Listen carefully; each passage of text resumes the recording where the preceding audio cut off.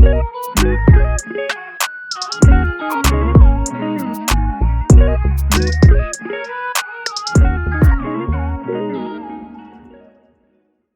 Black History Month.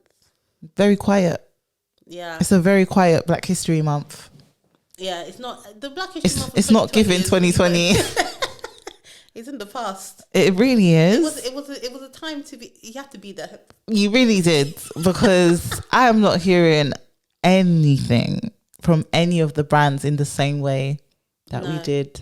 I think they're actually afraid of being called out. You think so? Yeah, I think they are. Sorry, 1 second. Is that on? Yeah. Okay. Yeah, I think they're being afraid of being called out because they did all the stuff, and then other people, you know, the Gen Zs, the ones we love, they'd be calling people out. So I think they're just afraid to say anything that's not authentic, which I love for them.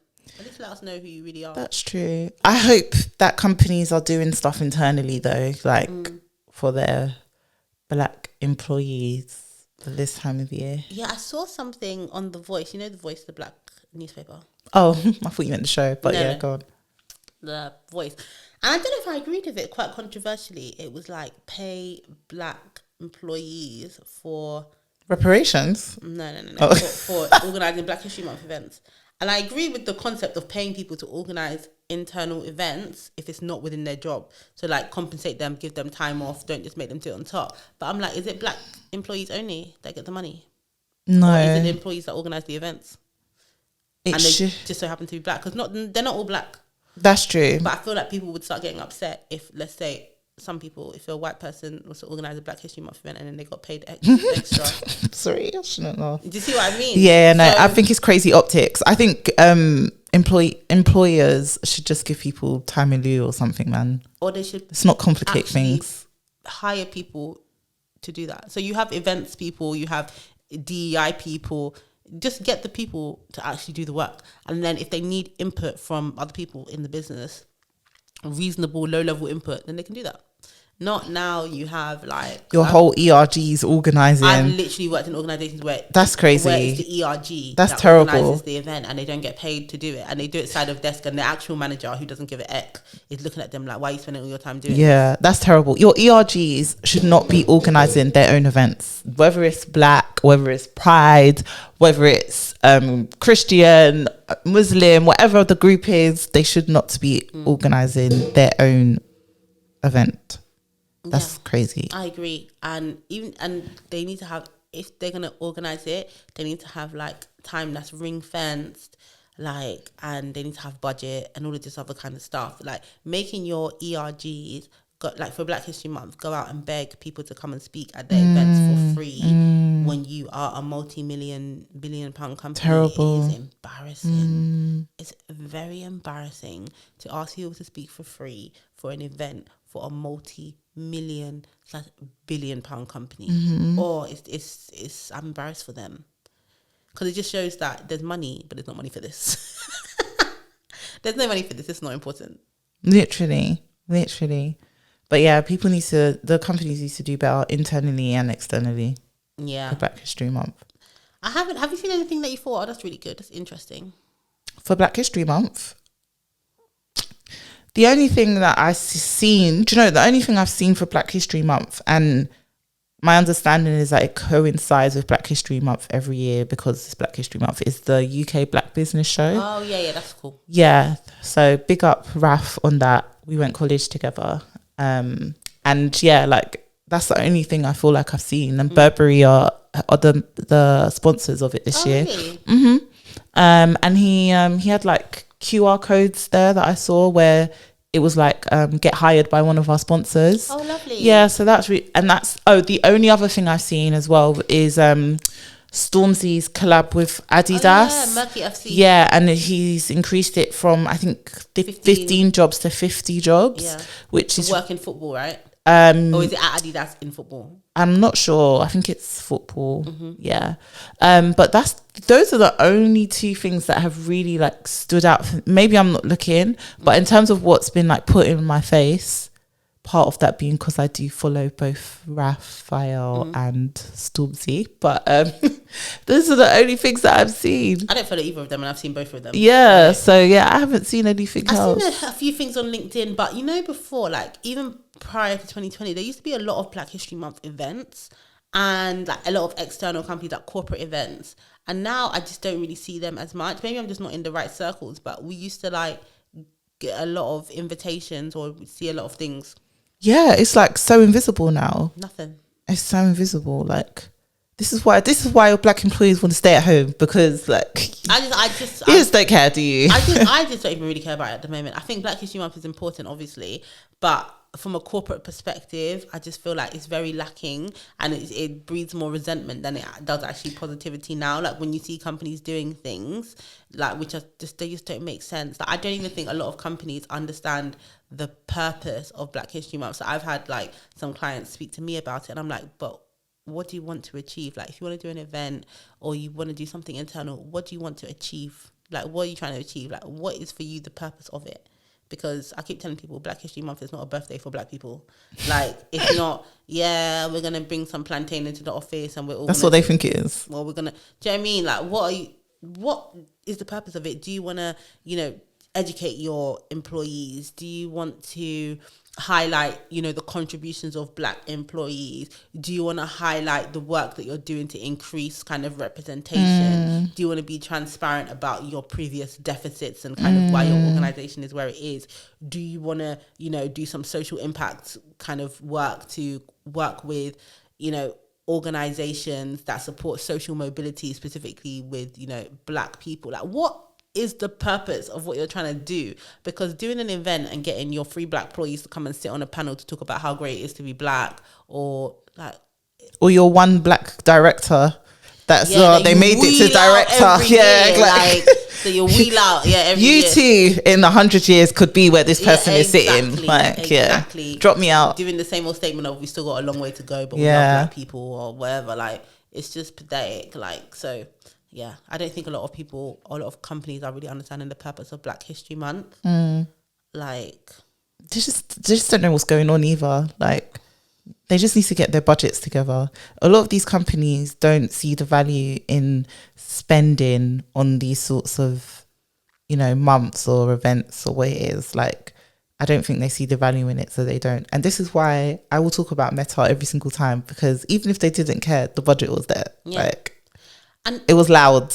Also, I think that a lot of companies, going back to the voice thing about Black employees organising the events, I think a lot of, when it comes to Black History Month, for some reason, the onus is always on Black people. And people might think that sounds okay, well, obviously it's Black History Month, but not really, because for International Women's Day, we don't say only women should be involved in these events. That we actively encourage men to show up and to support. People are always shouting, oh, allies, get involved. For pride. Yeah. All the allies. It's not just like, what did they say recently, that percentage of LGBTQ kind of the population is at 1.5 or 2% or something. So obviously for pride, we don't just expect those 2% to be, it has to be the allies. People need to be around. But when it comes to Black History Month, it's like, okay, Black employees, like you showcase. It's like we're doing a dance. Like, oh, look, come and see our culture. And we're doing 100%. Like, some of it is so cringe. Some of the stuff is so bad. Like, come and see our culture. We're going to wear our native dress. Like, that's what some people are doing. Is that what people are doing? Oh, I've seen it If you lot are doing that, beat yourself up, because what the hell is that?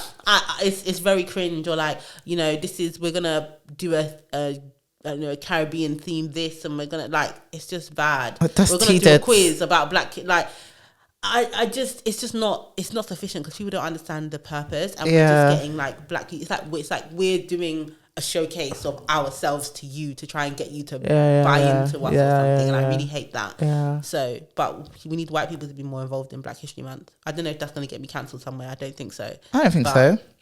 Yeah, we need white people to be more involved in Black History Month, because we can't just be carrying the load for ourselves. It doesn't make sense. Yeah, that's why it's so quiet, because we're tired. I don't think can be bothered. Yeah, I think that is definitely a part of it. Like, a lot of Black people are like, we're not doing the work anymore. Can't be asked. And then there's nobody else to do it.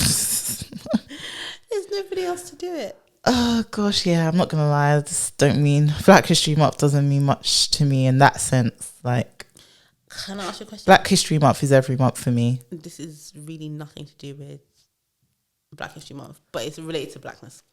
So Love Is Blind. Obviously, we've moved on from that. Blah blah. Do you follow any of them? Do you follow From Love Is Blind? Yeah. As in from any series? From the last, not this current series. I follow Brett. Tiffany Brett. Yeah.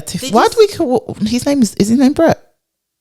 We always do this every single not week. Barnett, Brett. Tiff and Brett. Yeah, Tiff and Brett. Yeah, I follow Tiff and Brett. Yeah, from this season. Yeah. So, there was a post that Tiff and Brett had.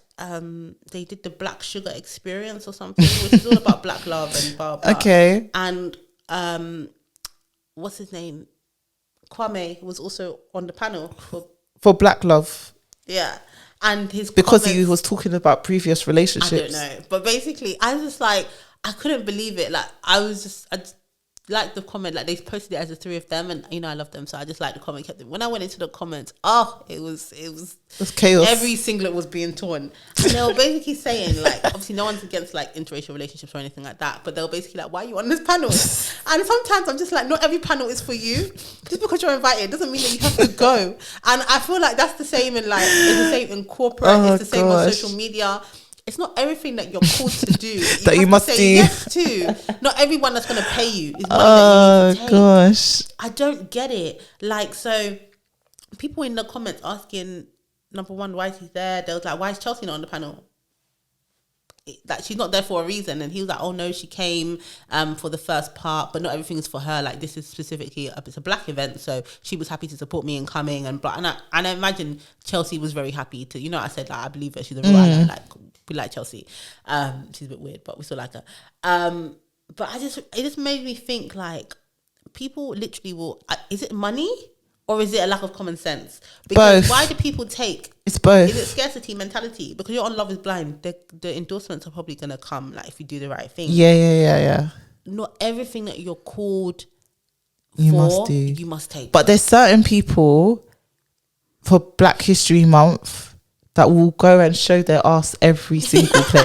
And they're serial panelists. They're serial panelists for Black History Month. Too much. Yeah. It's not Black History Month, but I was just like, listen, Kwame, this is not the panel for you. And that's okay. There is other panels that are more suited to you, that's it's okay. And it's so okay. But it just reminded me of, like, those people, when you're at an event and someone's on a panel and you're like, no, this panel is not for you. When we're selecting panelists for events, we need to be mindful. And then also, if somebody selects you for an event and maybe you feel like they have a little bit off, you tell them. Like, I got invited to I'm speaking at an event in November, and it's about tech.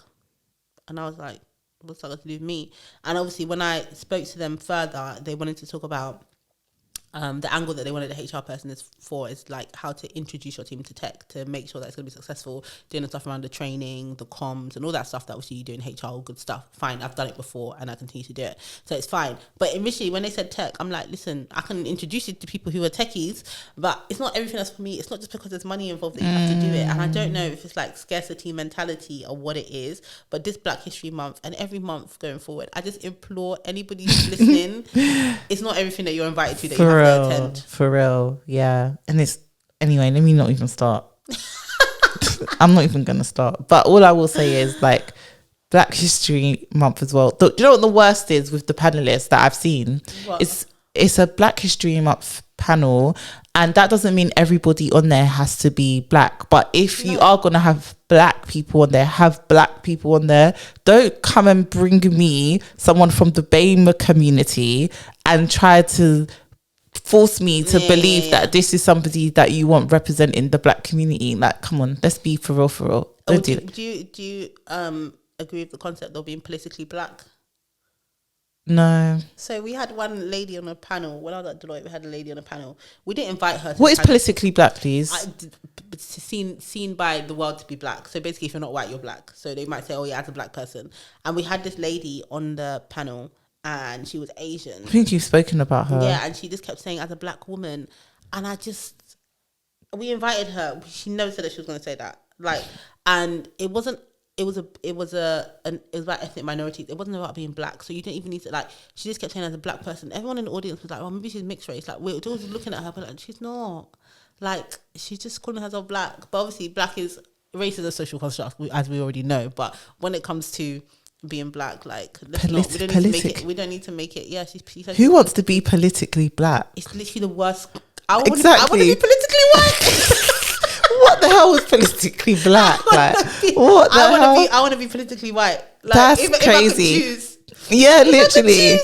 Do you see that video of the that girl who I'm sure might have been cancelled by now or whatever, but she was like, I don't think she should have actually, but there was a guy on the street who said, if you could be another race for a day, what race would you be? Oh, I've seen those and TikToks. then she was like, well, I wouldn't be black, because she basically she said we're the superior race, but she went on to clarify, I don't think that's what she meant. She was just like, well, I'm not going to choose, I'm a white person now, I'm not going to choose to be black because it's going to be harder for me and worse. Like, people don't treat you nicely, like, why would I choose to be black? I hear it. Yeah, exactly. But she didn't use necessarily the right words in the beginning, and like, I completely get that. So politically black. Listen, I want to be politically white for all the reasons that she said. That is crazy. That is crazy. But yeah, like, this is a very short segment on Black History Month because there ain't nothing to say. We're going to move on. Yeah. There's actually nothing to say. There's nothing else.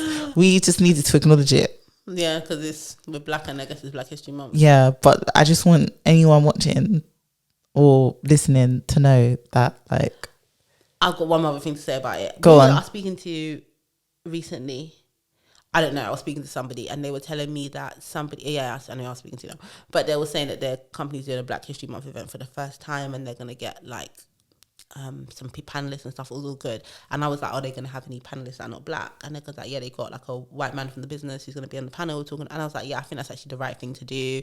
Like, have different people with different perspectives, talk about what his role is in black history and the role that he plays.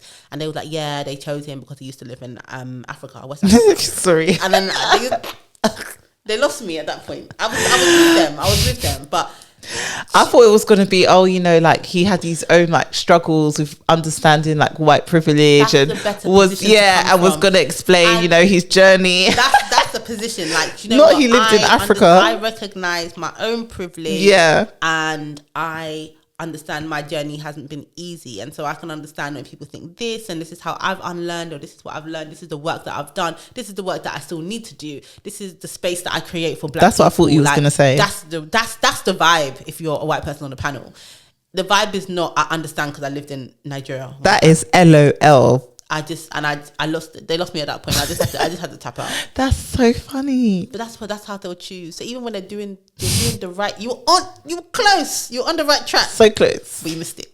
Wow. And people would have been in the audience like, wow. He lived in Africa. Even the way they told me, they said he lived in Africa. Not even like a country. Yeah. Because there's a difference between living in Nigeria and living in South Africa. For real. Yeah? Like, there's a difference. Anyway, end of the Black History Month segment. Long live and prosper, whatever we're saying. Black History Month.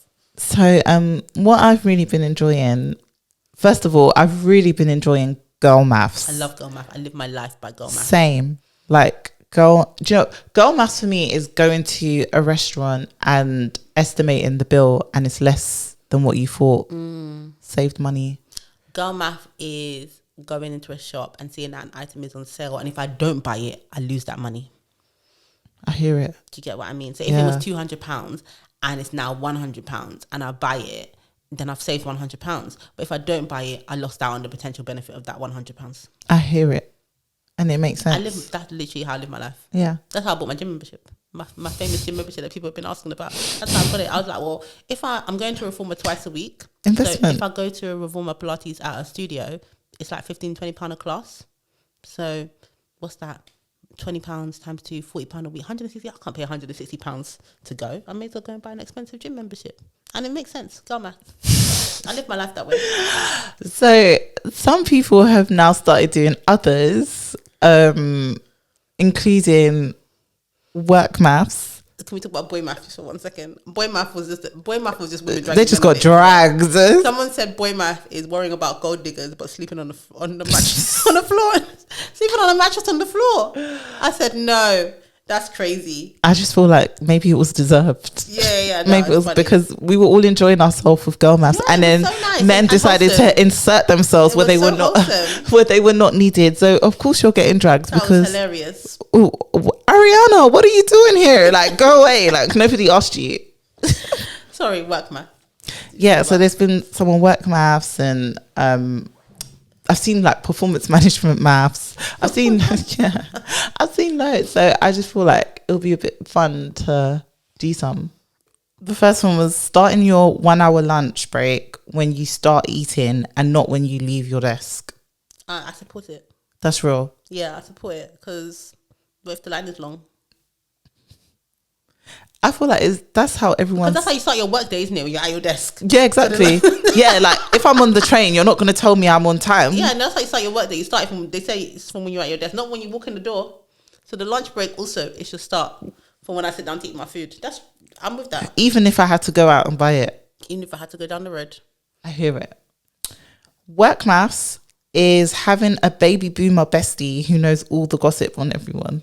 Listen.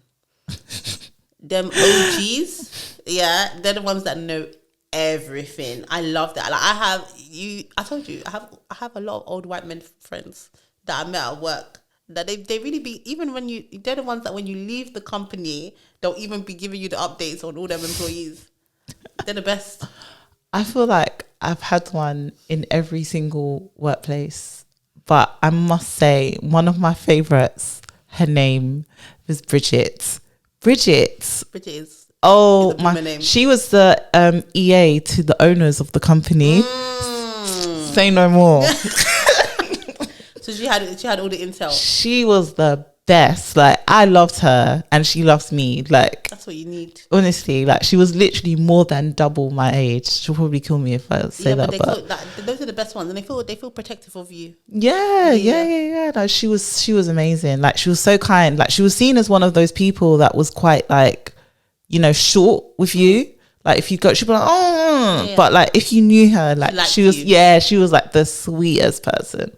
So yeah, that's my favorite. Next one. Hi guys, this is a interruption to tell you to like, comment and subscribe on our YouTube channel, our Spotify, our Apple Music, our TikTok and our Instagram. The next one is having a deadline on Friday you already plan on not meeting. I you know what it is? I hate the rare occasions where you're actually waiting for someone to deliver something on a Friday because you need it on the Friday. But otherwise, yeah. Because if you're telling me Friday close of business, it's the close of business. If I send it to you at 5:30 on Friday, you're offline. So what's the difference between me sending it to you on 5:30 on Friday or 10 o'clock on Monday? What's the real difference? That's true. And the only time I can say it doesn't work like that is when you work in international and someone might actually be waiting for it in the US or something. That's true. Yeah. But all of this close of business on Friday, that's Monday morning. Yeah, literally. Sorry for you because it's definitely Monday.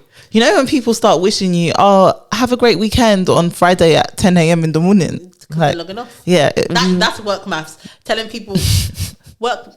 We'll come back to it. I've got a couple that I want to add to the list. Oh gosh, another one is when your manager is on leave. So are you. Love that. That's fully supported. You know what I hate? I hate when like your manager's on leave and somebody else trying to step into there to check on. Don't check on me. I'm fine. Literally, I'm all gravy. I'm fine. Like, I'm all good. You don't have to worry about me. They try to hand you over to someone else. Oh, while I'm out, can you just check on Velisa? And you check him. Don't check. I'm fine. I don't need you. Leave me in peace. Like my manager's on leave. So am I. That's it. Yeah. Okay. The day you hand in your resignation is your last day. And that's on God. That's the last day. It's not my last day for pay, but it's my last day for work. Yeah. I'm not coming in. And if I'm not to this office, I'm working remote. And if you see me in, I'm planning my holidays. Literally, I'm browsing the net. Like. I'm chilling. I'm catching up with my friends and my colleagues. Listen, that's it. I'm going through my files to see what I want to steal and what I want to leave. Literally. Like I've got big plans, but it don't involve work. No. Yeah, I'm blocking out my calendar. If you see me typing, know that what's going in my head is I'm not doing nothing. If you see me typing, I've opened WhatsApp on my laptop. I'm responding to my new employer. Instead of sending them, I'm sending them my references. Oh gosh. And then the last one is saying the bare minimum in a meeting and still feeling like you've done the most. I love that. But a meeting is a meeting. Even if I'm not speaking, it takes a lot of brain energy. Because if you don't have anything that you need to say, even showing up is a lot of effort. Literally, because there's some meetings where people are just talking to talk. You have to say, what does bare minimum look like? What kind of things you say or do in a bare minimum in a meeting to do the bare minimum but look like you're doing things? I put like a thumbs up reaction. Or I'll put in like the chat, oh, great thinking. Like, yes. Or I think that's a really good idea, and I think that could really add some value.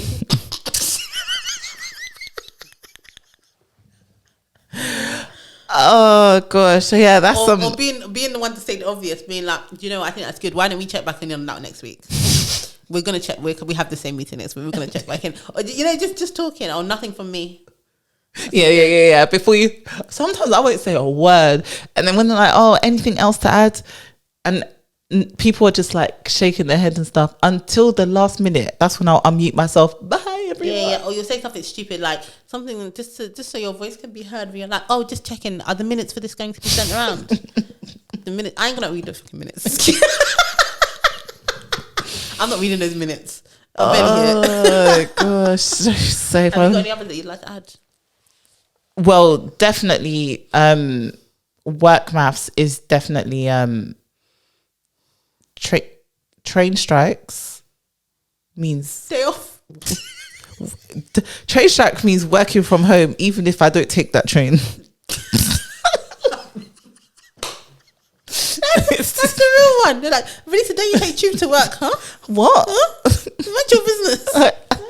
I take Southern. What are you talking about?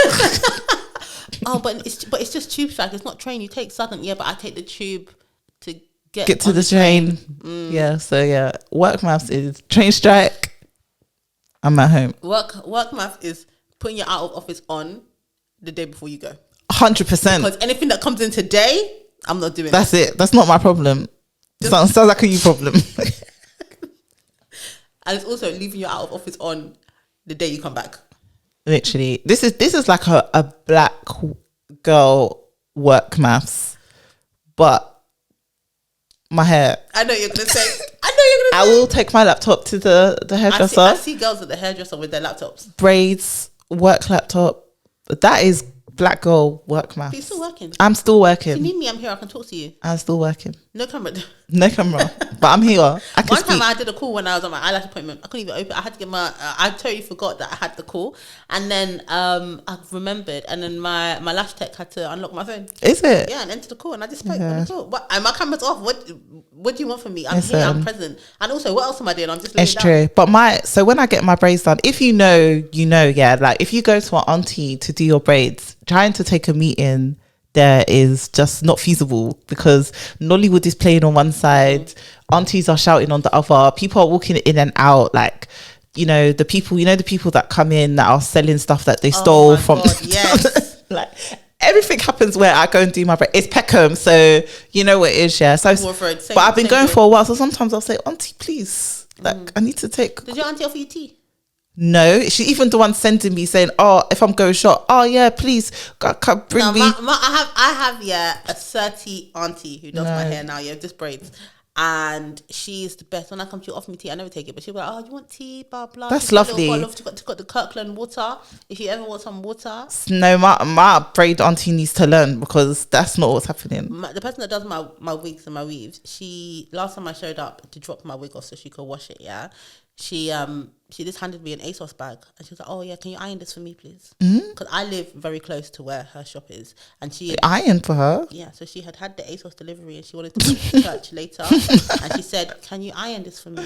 But she said it, but I was already holding the item, and I wasn't even going back home, so I now had to go back home. It's in like 3 or 4 minutes, but I had to go back home and iron it, and because I'm like, I don't want to do this, but also you're going to do my hair.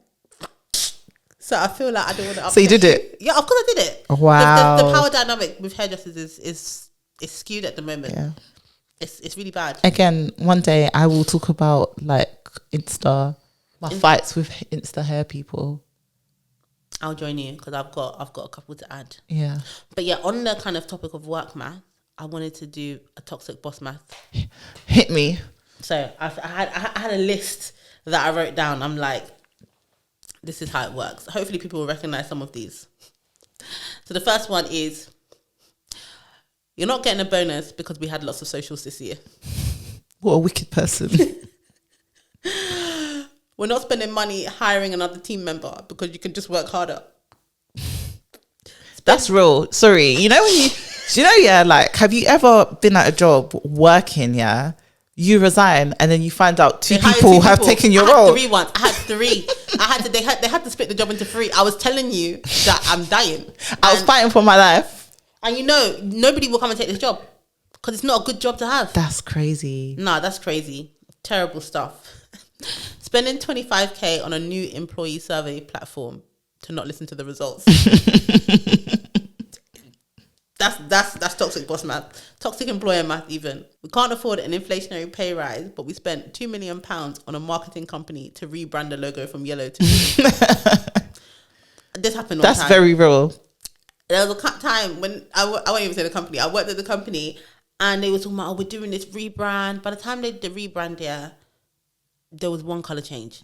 And when they spent millions of pounds on this marketing company, and you know the marketing company are sitting there stroking their cat. They're villains. Villains. Just taking money. Oh my gosh. This one is topical. Spending 20k on your Black History Month event, but no money to attract black talent. Like, I'm even triggered. That's literally what happens. That's of course what happens. That's literally what happens. I've even got another one. Go on. Related. Spending money to attract and hire diverse talent and then making them want to leave as soon as they show up. Because, yeah, like literally. Like, even the ones that spend money, it's like, hey, we've got you in now to ruin your life. Literally, we're going to drag you. Okay, spending 15k to hire another employee because you didn't want to give me a 5k pay rise. That one is too real.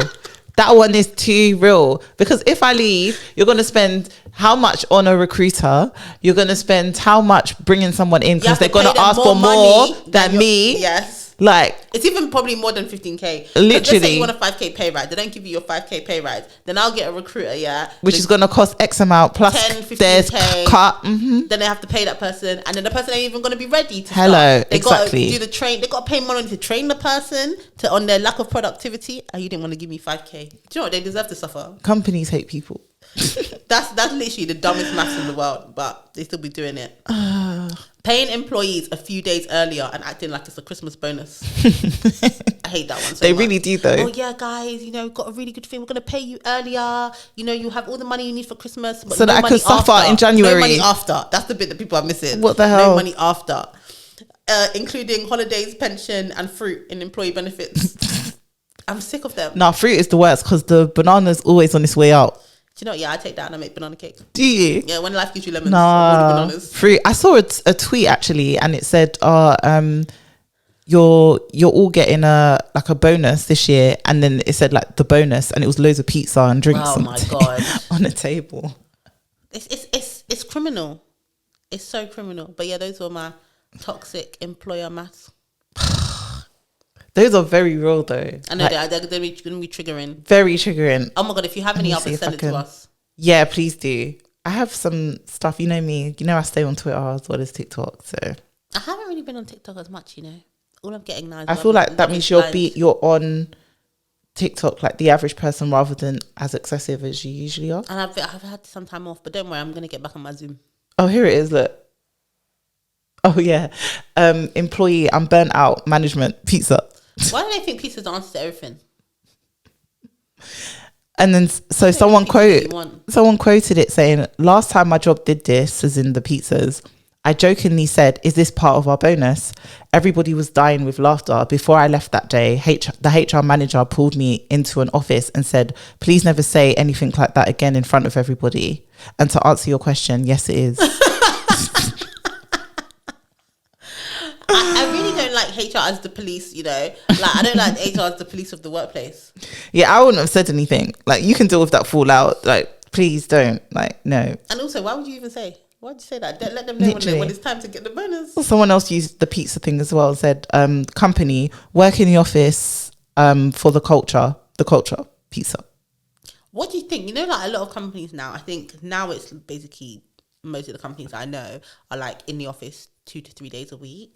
What can you actually do to incentivize employees to come in? what is there? Because obviously there's food. And food does work to an extent. Like if you know you're going to get free breakfast and a free lunch, it might make things slightly easier.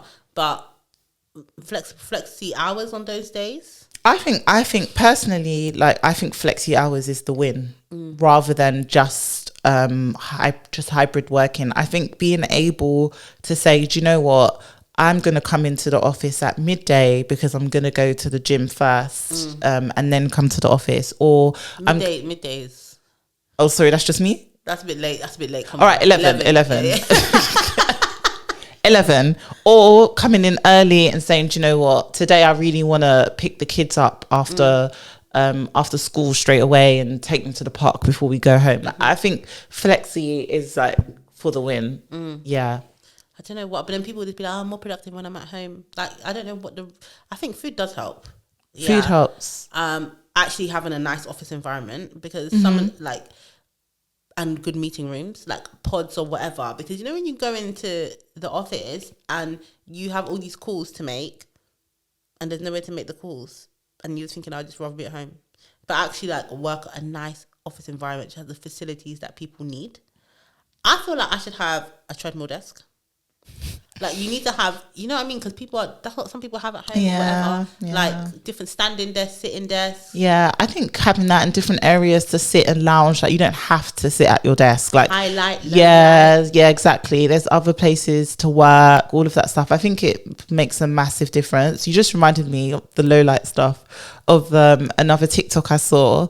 Her name is Jennifer Opal. Like she does a lot of like work, corporate office tech stuff like on her TikTok, but she's a software engineer, and basically she was saying she was made redundant earlier this year, and she started looking for jobs, and she really wants to be remote, and the reason she wants to be remote is because she's neurodivergent and she works better when lights are very low, and also she's just not with the corporate BS and just would prefer to work in her own sanctum basically. But she was saying that, and my friend said this to me the other day as well, who's also looking, they have been applying for roles that say they're remote, and then they get to the interview or they talk to the recruiter, and then the recruiter's like, actually you have to be in 3 days a week, or you have to be in 2 days a week, but they want to initially attract a certain person to the role, and then stupid. Say it's hybrid. It's so dumb that you're actually working against themselves, because recruiters will now be saying that they're burned out and they're just running, chasing their tail, speaking to candidates who are not interested in the job. What a waste of time. If I was a recruiter, I would say I'm not putting an advert out which says it's fully remote if it's not. No, and also I just feel like, to your point about flexi working, and like Jennifer's point on hybrid and all of that stuff, I just think people should just be able, look at who you want to hire, or look at who's in your organization and assess it, and then work on that. If, for example, and I just go to this because I'm a parent, so it's just easy for me to go to, but if you can see a number of people in your office are working parents, why would you not have some sort of like, I don't know, why wouldn't you think, how can I help in terms of childcare? Like some sort of something. I was going to say, do you remember? Well, because the reason why a lot of parents want to work from home is not just because, like for me personally, I like working from home because I'm constantly having confidential conversations, and it's just easier for me to stay in one room rather than constantly trying to find rooms where, you know, like office culture now is everyone pretty much comes in on the same days and everyone's at home on the same days. So sometimes it's really hard for me to find rooms. So I just prefer to work at home. But the other reason is because I like being able to pick up my son from nursery. I like being able to say, do you know what, I've got no more meetings after 4 o'clock, so while it's still bright outside, I'm going to take him on his scooter to the park so that we can just play and he can get tired and go to sleep. Some people some people actually don't have the luxury, that they actually need a way to pick up like their kids, but they should still be able, there's just, you know, like how people feel about you. They've done all these stupid surveys, right, that they're not really paying attention to, but you know how your organizations feel about being in the office and how they feel. Salespeople, for example,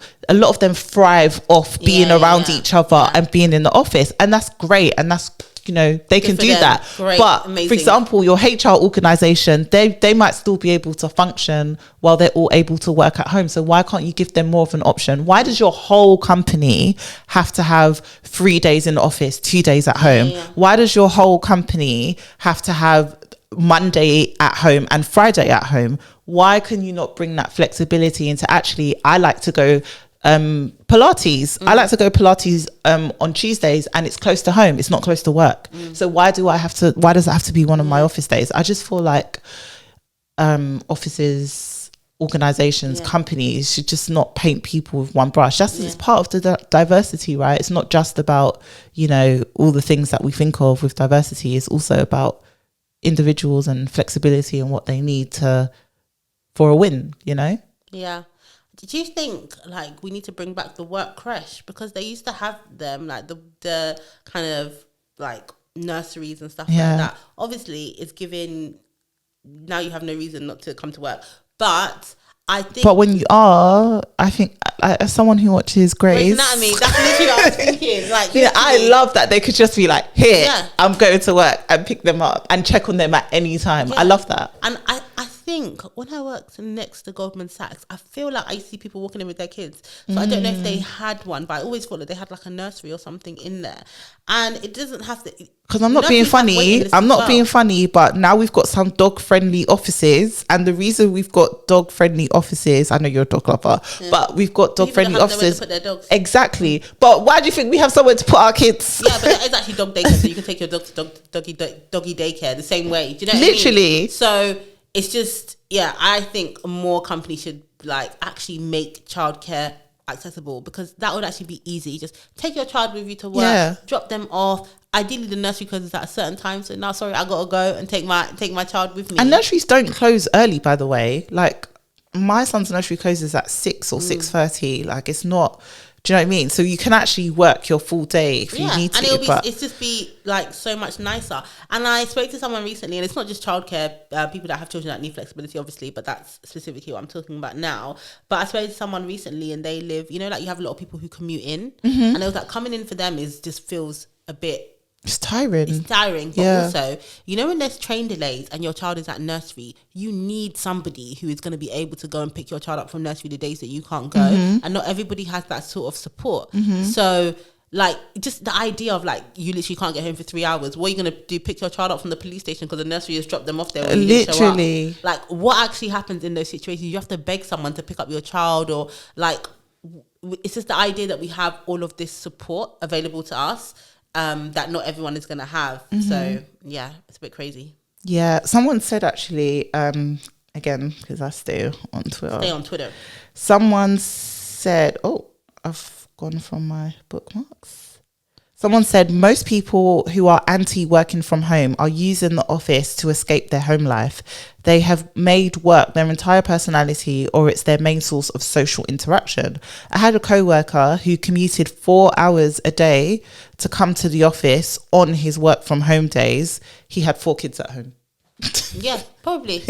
Yeah, probably. Because he can't work there. 4 hours? 4 kids. Just commute to the Starbucks, honestly, to the Costa. Like, why are you going all the way to work 4 hours just to escape your kids? No, but some people love it. Absolutely love it. Yeah, some people thrive in the office. That man might be having an affair. For real. 4 hours is a long For way real. to travel. We said it. That's a long way to travel. Yeah, no, it's true. So people and to be fair, like, when I do go into the office, I've made like some really good relationships. So when I prefer to go in the office when I have very little meetings, because all people want to do is talk to you. Yeah.